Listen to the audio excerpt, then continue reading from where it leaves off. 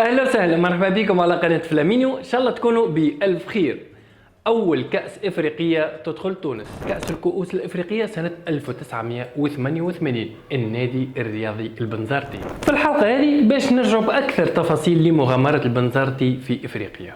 تحيه كبيره كالعاده لاعضاء الجروب نوستالجي فوتبول تونسيان، وعلى راسهم في الطاهر نوجه له تحيه ليه ولكل المشرفين على الجروب هذا.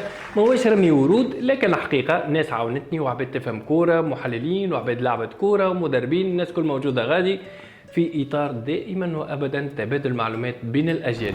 اي يا سيدي، نرجع للقاء الاول، كان ضد اتحاد الحرش الجزائري اللي كان مؤهل بشده للفوز بالكاس الافريقيه. 1-0 للجزائريين، هدف علي الجزار في بنزرت. في الإياب بالجزائر مسك الفريق يوسف الزوابي، وفاز البنزرتي بهدف حمدة بن دولاب، وترشحوا البنزرتية بضربات الجزاء 6-5. لقاء عرف تألق كبير من الحارس منذر علمية، تصدى لهجمات حكيم مدان ولونيسي والجزار. في الثمن النهائي البنزرتي يرجع بانتصار من الصومال ضد فريق هورست اف سي 2-0. وفي الإياب بملعب الشادلي زويتن انتصار 7-0.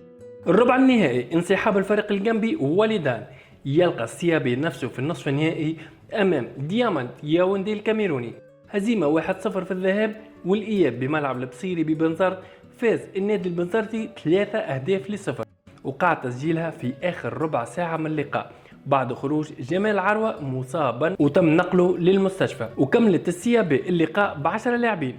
النهائي البنزرتي لاقي رانشرز بيش النيجيري تعادل سلبي في الذهاب. وفي الإياب ملعب المنزه يوم 3 ديسمبر تحكيم المصري محمد حسام الدين، هدف لصفر في الدقيقة 11 حمدة بن دولاب. سميراني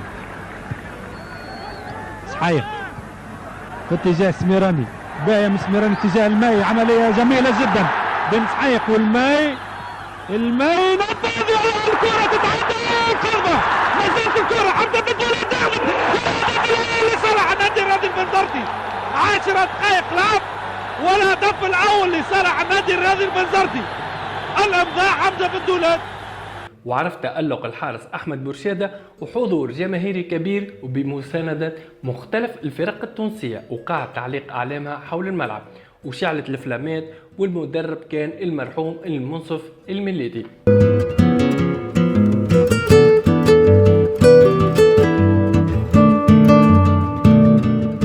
والكأس الإفريقية الأولى لتونس، الكأس الإفريقية الأولى لتونس،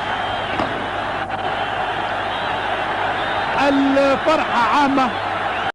ان شاء الله نكون وفقت في الحلقه هذه. ما تنساش كالعاده كالفولو اللي ما ياخذ من وقتك الا بعض الثواني، وما تنساوش زاد باش تخليوا تعليقكم وافكاركم وحتى رايكم في الحلقه. الى اللقاء، نلتقي في حلقه قادمه.